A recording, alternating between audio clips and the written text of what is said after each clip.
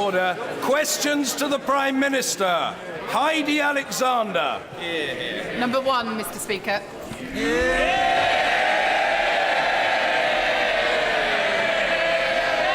Mr. Speaker, the Prime Minister is in Italy and I've been asked to reply. This morning I had meetings with ministerial colleagues and others, and in addition to my duties in this House, I shall have further such meetings later today.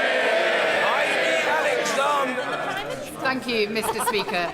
Under this government's leadership, the construction of social rented homes has fallen to a 20-year low. But since 2010, the amount of housing benefit paid to private landlords has risen by £1.5 billion. Does the Chancellor understand the connection, or would he like to come to my next advice surgery so my constituents can explain it to him? Well, first of all, of course we're aware there is an acute housing shortage in London, which is why we need to build more homes. But I can tell the Honourable Lady this: we built more council housing in the last 5 years than in the entire 13 years of the last Labour government. And I'm very happy to come to Lewisham, where we will talk about the fact that today the claimant count is down by 25% over the year, and long-term youth unemployment is down 45% in the last year. The economic plan in Lewisham is working. Nigel Huddleston. Thank you, Mr. Speaker. Pensions are a really important issue to my constituents. The government has delivered on its side of the bargain by giving savers the freedom to access their pensions. Will the Chancellor do all he can do to make sure that the industry lives up to its side of the bargain and delivers on those freedoms? Well, my honourable friend is absolutely right that the pension freedoms we introduced in April deliver a fundamental Conservative principle that people who have worked hard and saved hard all their lives should be trusted with their own money. 60,000 people have accessed their pension savings, but there are clearly concerns that some companies are not doing their part to make those freedoms available. We are investigating how to remove barriers, and we are considering now a cap on charges, and I'm asking the Financial Conduct Authority to investigate. People who have worked hard and saved hard deserve a better deal.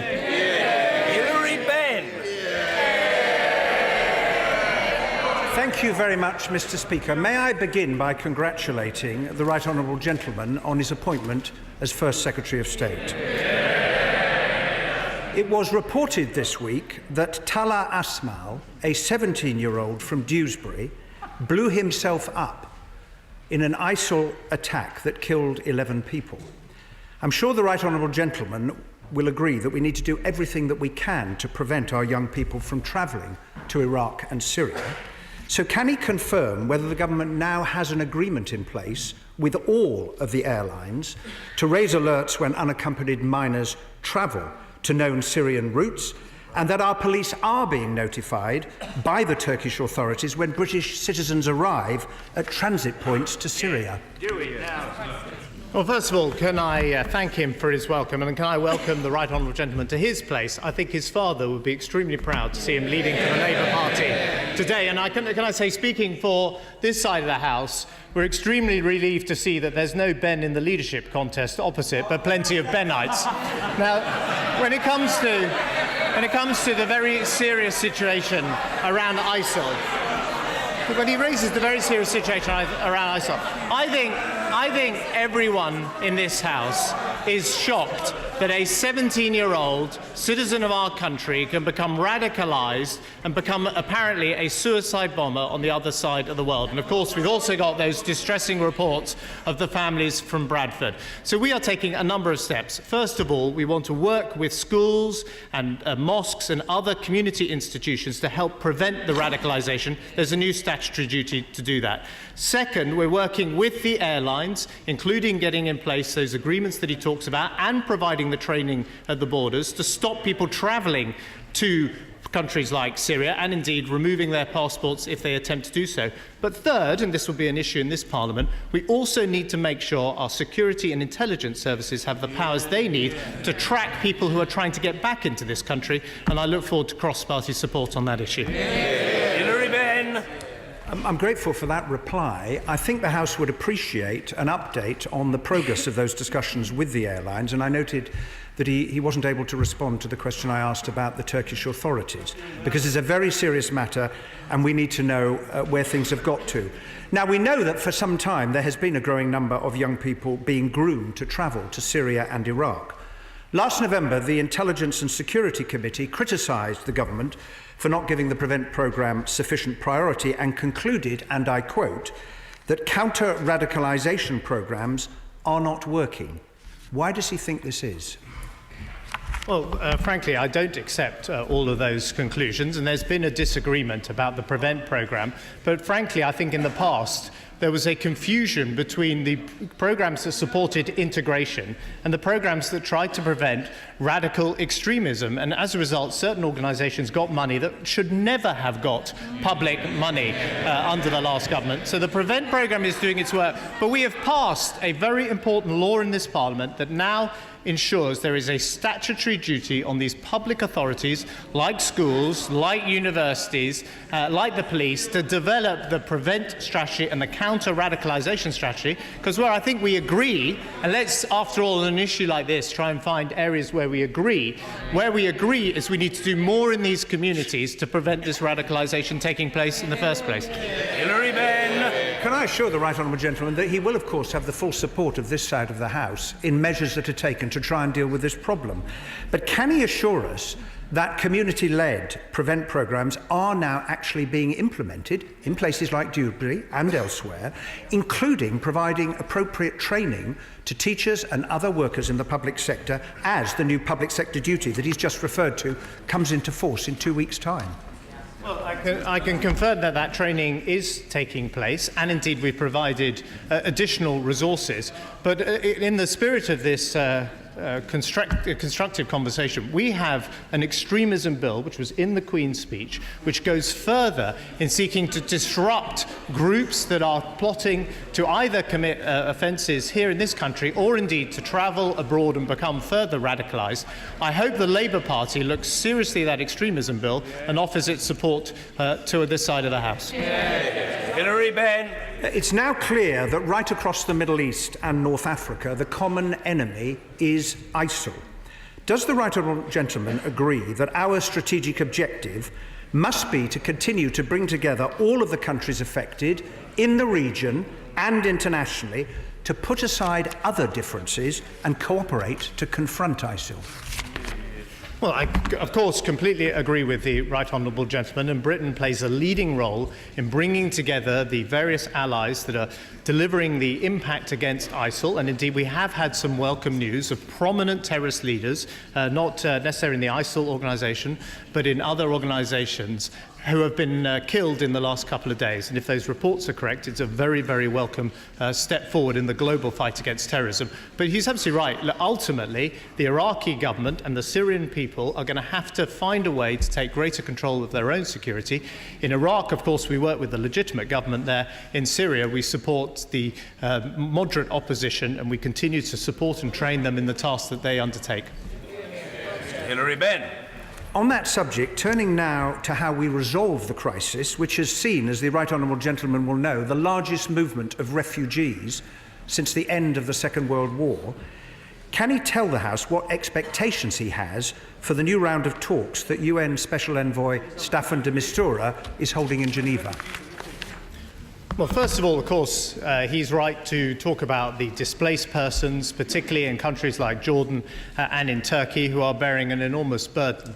That is why Britain has such a massive aid contribution. And I think, again, across this House, we can be incredibly proud that the parties in the recent general election stood on a commitment to deliver 0.7% of our national income in development aid. And it is in not just a humanitarian effort, but also to make sure that we're able to help in situations like this. When it comes to burden sharing across the region, of course we want to help, but I think we have to be realistic. We cannot take large numbers of Syrian refugees into our country.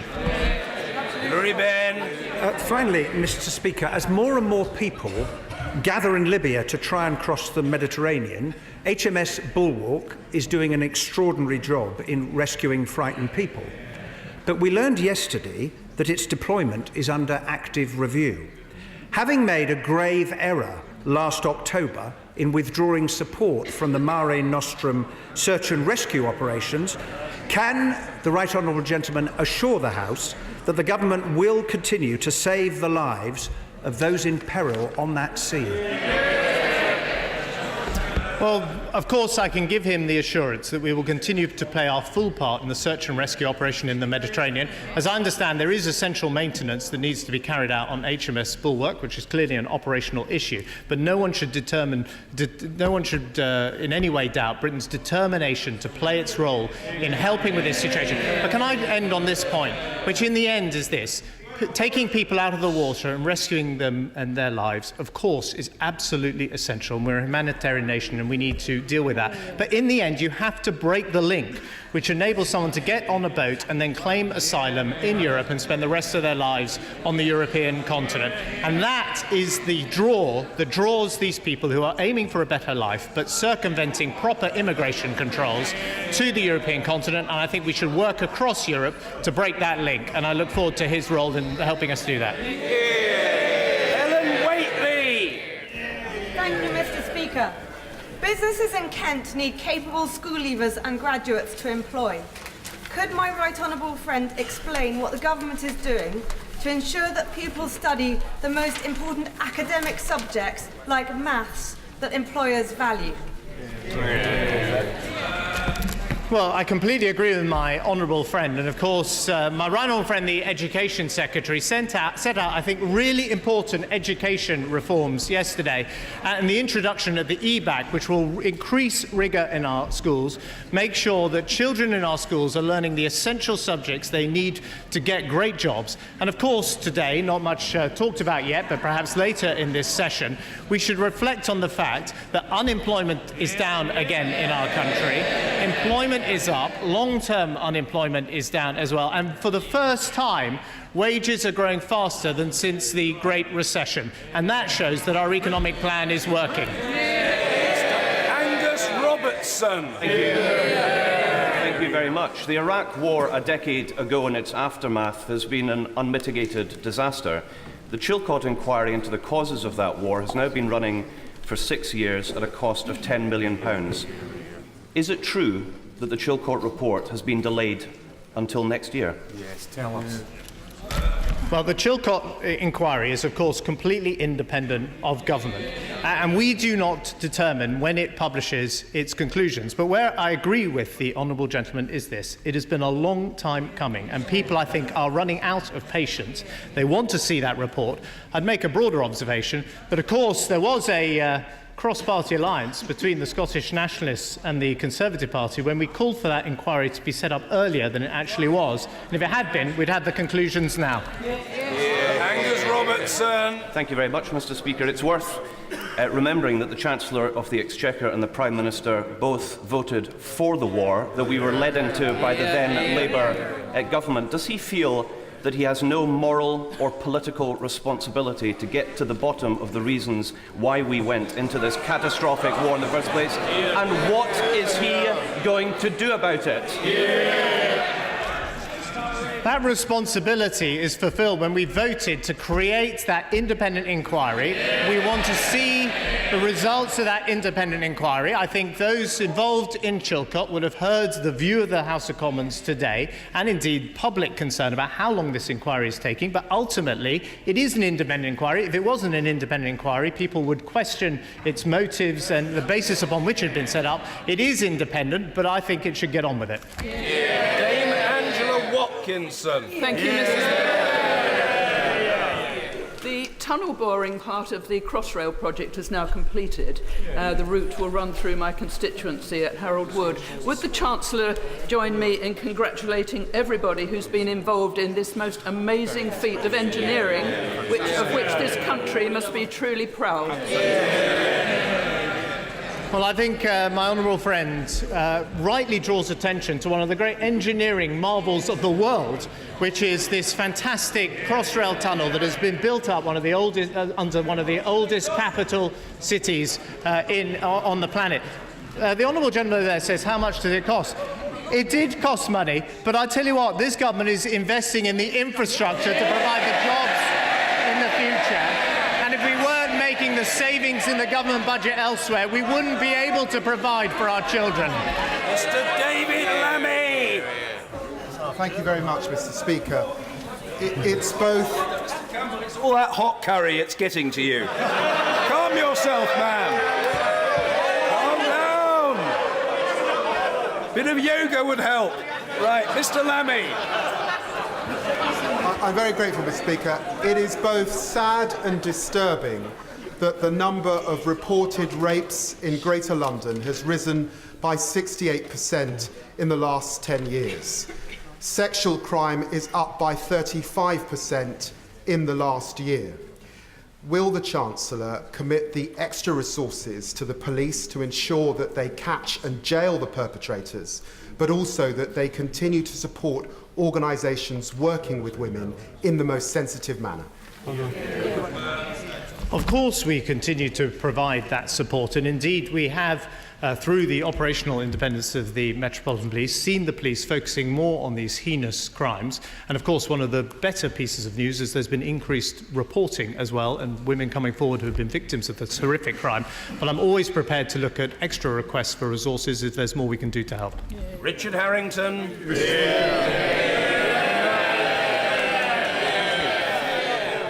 In my constituency of Watford, Mr. Speaker, in 1 year alone in the last Parliament, the number of apprenticeships doubled, which was part of more than 2 million apprenticeship starts in the country as a whole. Clearly very beneficial to businesses and to the young people alike. Would my right honourable friend confirm that a further growth in apprenticeships is an important priority for this government? Well, I can confirm that 3 million apprenticeships is the objective of this government in this Parliament, building on our success of providing 2 million apprenticeships in the last Parliament. And I think the whole House will want to congratulate my honourable friend on becoming the apprenticeships advisor to the Prime Minister. And he has a very important role to play, because there are many companies, great companies, who run great apprenticeship programmes, but not enough companies do have those apprenticeship programmes, and I hope they're going to receive a knock on the door from my honourable friend. All right, Davis. Will he confirm that the wastewater from fracking will be properly treated so it's safe to drink again? Well, we will have the proper environmental standards around the exploration of shale gas. But I think for this country to turn its back on one of these great natural resources which other countries are using would be to basically condemn our country to higher energy bills and not as many jobs. And frankly, I don't want to be part of a generation that says all the economic activity was happening somewhere else in the world and wasn't happening in our country and wasn't happening on our continent. So we should get off with the safe, environmentally protected exploration of our shale gas resources. Thank you, Mr. Speaker. In recent months, Jodrell Bank successfully secured the future of the globally significant square-kilometre array telescope project at its site, and over £12 million in heritage lottery funding to highlight its unique science heritage. Does my right honourable friend agree this is further evidence of the importance of science in his compelling vision of a northern powerhouse? Well, my honourable friend is quite right to draw attention to the success that Manchester University and Jodrell Bank have had in securing the international headquarters of the Square Kilometre Array experiment. I visited Jodrell Bank in the middle of the election campaign to drop in to congratulate them on their achievement, which was achieved during the Purdah period, but under instructions issued by the previous government. It is the world's largest science experiment. It's an incredible collaboration across nations, and I'm extremely proud that its headquarters are in the Northern Powerhouse. Caroline Lucas. Thank you, Mr. Speaker. Today sees a mass lobby here in Westminster of people who are demanding urgent action on climate change. Since coal is the most damaging of the fossil fuels, does he agree that, as well as phasing out coal, we in this House have a responsibility to divest our parliamentary pension fund from fossil fuels, as they've done in Norway very recently?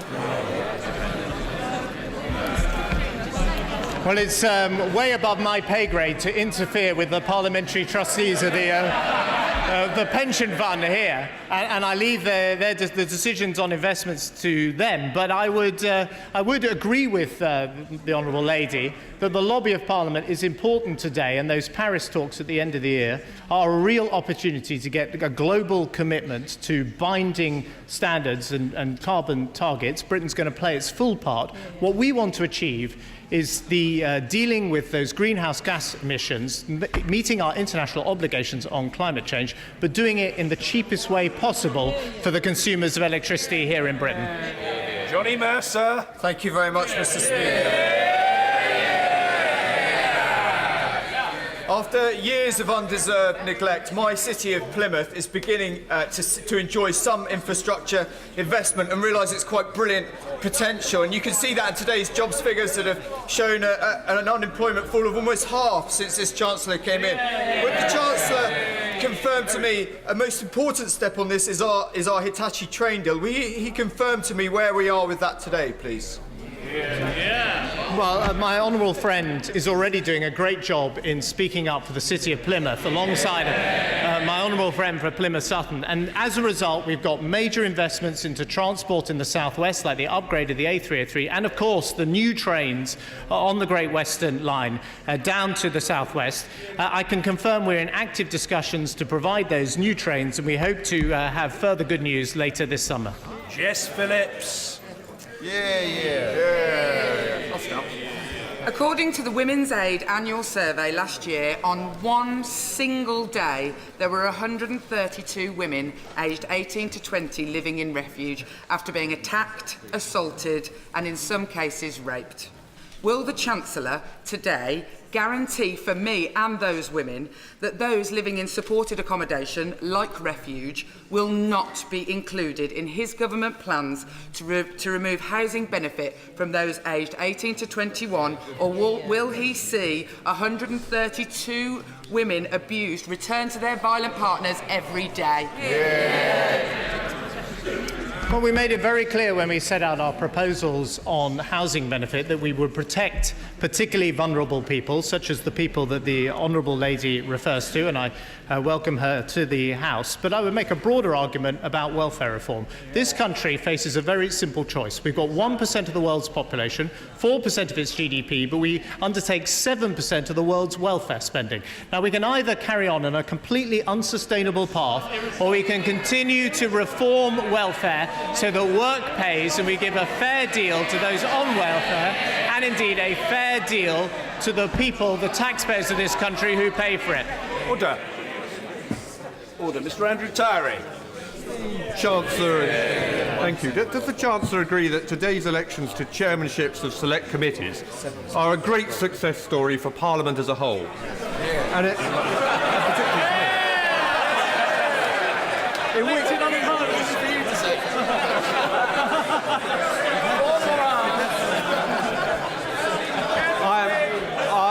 I'm very grateful for that further gesture of support from the whole House of Commons. In which case, since they are a success, and particularly if the Prime Minister is going to miss a few Wednesdays, would he suggest to the Prime Minister that he now appear before the Liaison Committee more than 3 times a year? Well, I'll certainly pass on the request, but my old friend is right to draw attention to the success of these elections, which didn't, of course, exist before the Conservatives came into office. I'm not sure that his own election is the best possible example of this, since I think he's unelected and unopposed in his own election. Well, elected unopposed, anyway. Yes. I think that's what the right honourable gentleman meant. Stephen Doughty. Thank you, Mr. Speaker. I too want to add my tribute to CAFOG, Christian Aid and thousands of others outside today making the case for a tough deal on climate change. And can the Chancellor explain what the government is doing diplomatically to support a tough global deal, but also to ensure a level field for carbon-efficient companies in the UK, like Celsa Steel in my own constituency, to ensure that we don't see global emissions simply increase by offshoring them to places like China? Well, that of course is why a global deal is so important, and we are actively engaged in these negotiations. Indeed, the Prime Minister was speaking to the French President about it only last week. So we're absolutely determined that Britain plays a leading role, along with our colleagues in Europe, in delivering that binding global targets so that individual parts of the world can't opt out. Henry Smith. Mr. Speaker, employment in Crawley is at record high levels, with companies like Creative Pod having created extra jobs. Can my right honourable friend say what additional policies can be introduced by the government to ensure that small and medium-sized companies can flourish further still? Well, of course, the small and medium-sized businesses, of which we've seen, I think, around 750,000 created in the last 5 years, are the engine of growth in our economy. And they're one of the reasons why, as he says, the claimant count in his own constituency is down by almost 2/3. And I think even more encouragingly, the long-term youth claimant count is today down by 75%. So we'll go on doing things like providing that employment allowance, which helps those small businesses employ more people. Of course, what would be disastrous would be to abandon the economic plan, borrow and spend more, because the worst thing for a small business is economic instability that puts them out of business. Judith Cummins.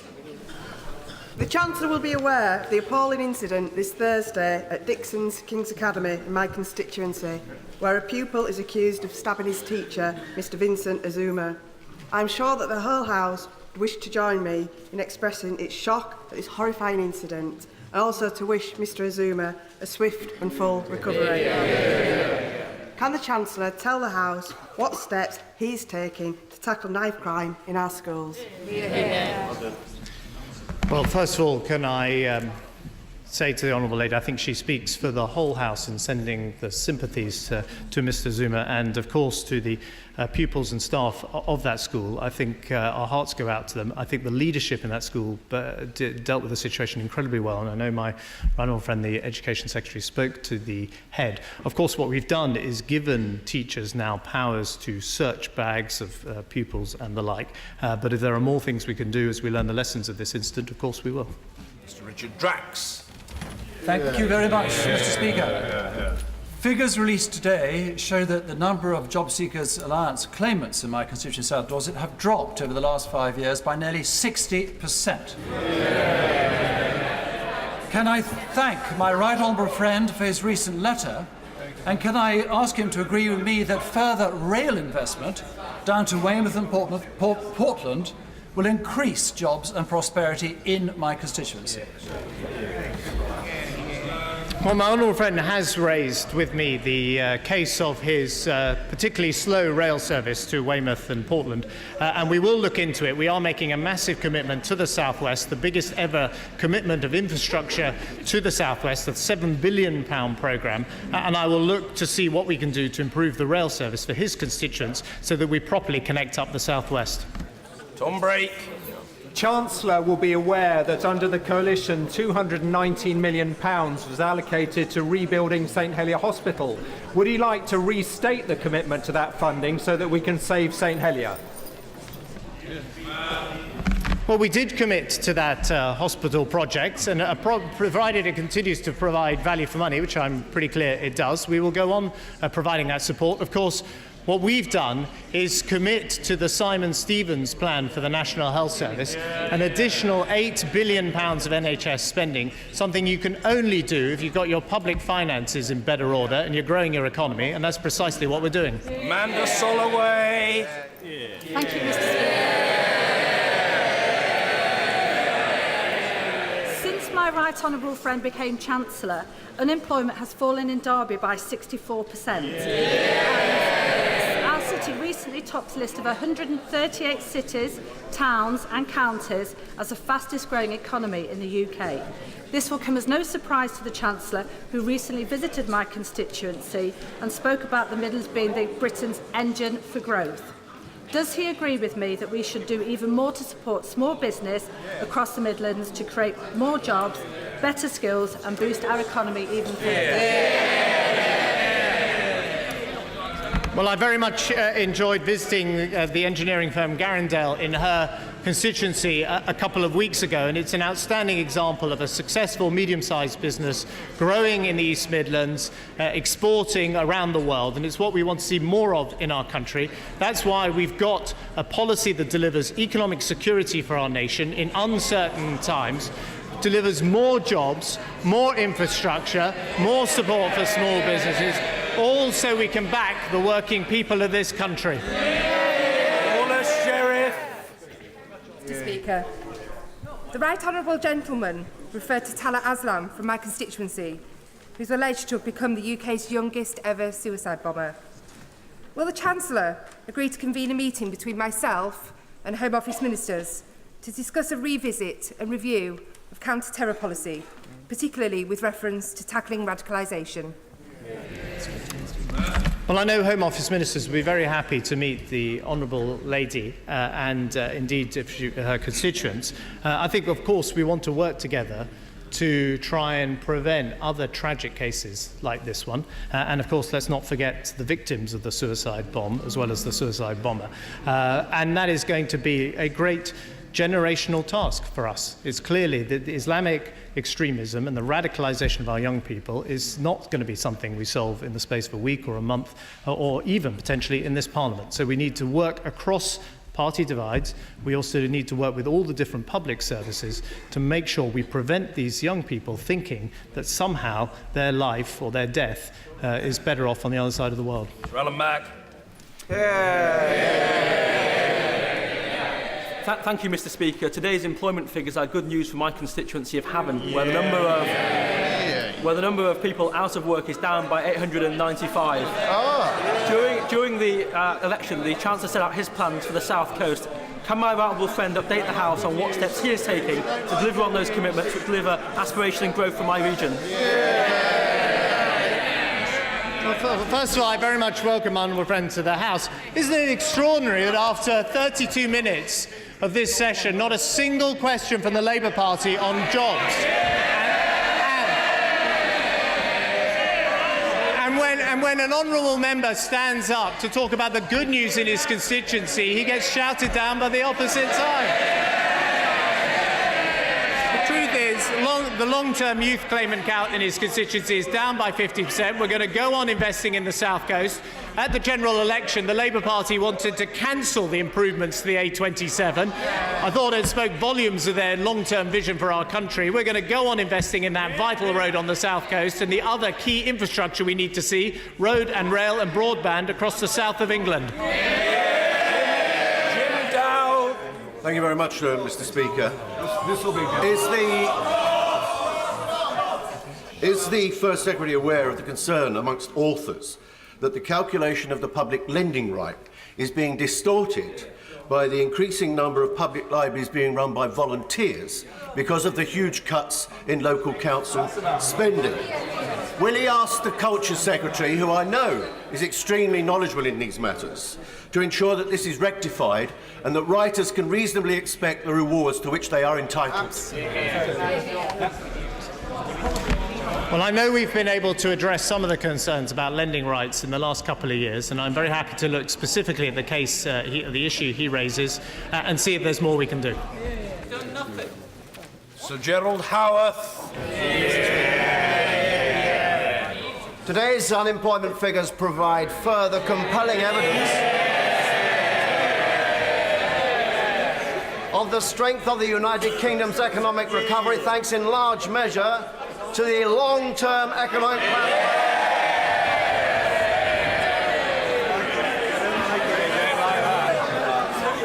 But given the strength of that recovery, may I lodge an appeal to my right honourable friend that we do now commit to spending 2% of GDP on our defences, both to plug the military capability gaps we have had to sustain and in these troubled times to assure our principal ally, the United States of America, that so long as we have a Conservative government, defence of the realm will be the number one priority of this government. Well, look, first of all, I welcome the support of my honourable friend for the economic plan that is delivering those jobs in Aldershot. Of course, the military and the defence industries are an incredibly important employer in his constituency, and he's absolutely right that we can't have strong defence without a strong economy, and he's right to link the two.